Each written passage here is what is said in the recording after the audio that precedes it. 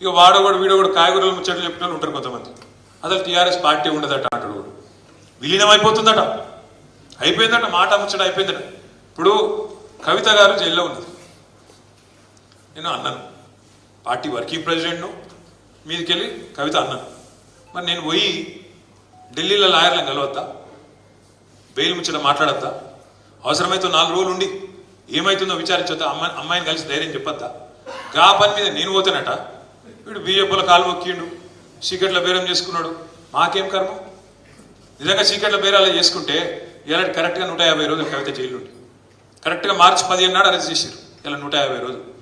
ఇలా మా ఇంట్లో ఆడబిడ్డ వీళ్ళందరి మాకు నిజంగానే వాళ్ళతో ఒప్పందం ఉంటే 150 రోజులు జైలు ఉంటుండేనా? నేను అడుగుతున్నా, మిమ్మల్ని ఒకసారి ఆలోచించు. ఒక్క కాంగ్రెస్ వాడు జైలు ఉన్నాడే రోజు? ఎవరికి మరి ఒప్పందం లోపాయి కాదు, మనకా వాళ్ళకా?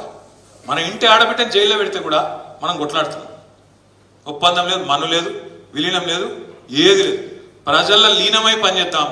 ఇంకో 24 ఏళ్ళు నిండింది టీఆర్ఎస్, ఇంకో 24 ఏళ్ళు అవసరమైతే ఇంకో 50 ఏళ్ళు ఉండేటట్టు బ్రహ్మాండంగా తయారు చేసుకున్నాం. అడ్డమైన ప్రచారాలు, మనం మాయమైపోవాలని కోరుకుంటే చాలా మంది ఉన్నారు మార్కెట్లో. కేసీఆర్ పార్టీ పెట్టిన మొదటి రోజు నుంచి ఈ పార్టీ ఉండద్దు అని కోరుకున్న వాళ్ళు 7 మంది ఉన్నారు. ఒక్కడు కాదు, మనం ఉండద్దు, ఉంటే నడవది, వాళ్ళ కథలు వాళ్ళకి ఇరికే. అట్లా కోరుకున్న వాళ్ళు, మనం పోవాలని కోరుకున్న వాళ్ళు, మన పార్టీ నాశనం కావాలని కోరుకున్న వాళ్ళు పోయిన తప్ప మనం మాత్రం మంచిగా ఉన్నాం. 2 ఎలక్షన్లు తెలంగాణ వచ్చినాక మననే గెలిపించారు ప్రజలు.